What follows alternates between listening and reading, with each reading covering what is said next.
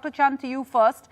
Could you explain to our viewers the correlation between living life virtually in an online world and issues of self-esteem, body image, anxiety and depression? The connection between these factors is quite strong, also by default. The more time you spend online, the more likely it is that you are going to read something or see something that is going to impact you, and sometimes negatively so. In our online engagement, we lose sight of the fact that people post their best pictures or their best moments only. And so our sense of self, our self-esteem, then gets connected to the number of likes, the number of views that our post or our stories have received. And this makes our self-esteem systematically more and more fragile.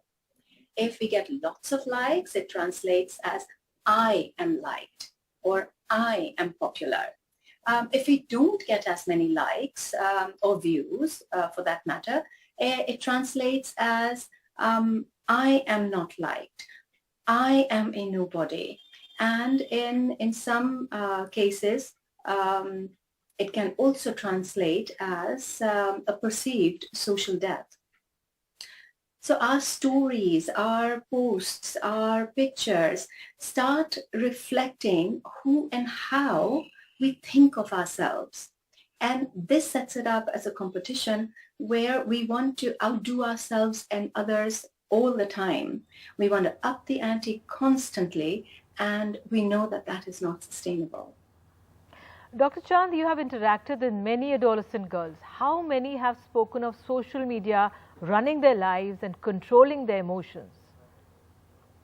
I wouldn't say running their lives or controlling their emotions, because we do have choices and agency in both. However, each and every adolescent girl that I have spoken to has shared that they struggle with the impact of social media on their lives. For example, I've had young girls share with me as to how they question their genetics. Why is my hair curly and not straight like a certain person that they follow or they admire on social media? How can I get my hair straighter? If my hair was straighter, I think I would feel better about myself, or I would be happier. Sometimes they also share things like, my friend's post received X number of likes and my post received Y number of likes, Y being 2 points less than X. So what does this mean? Does this mean I am not an interesting person? Does this mean I am not liked? How do I understand this? Well, this is the world that we live in today. During the COVID lockdowns, the online platforms of any and all kinds were what helped us stay connected with each other.